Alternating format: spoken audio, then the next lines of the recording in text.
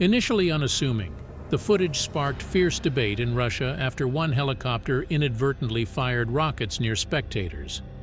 Miraculously, there were no fatalities, though the rockets narrowly missed the crowd. Take a look.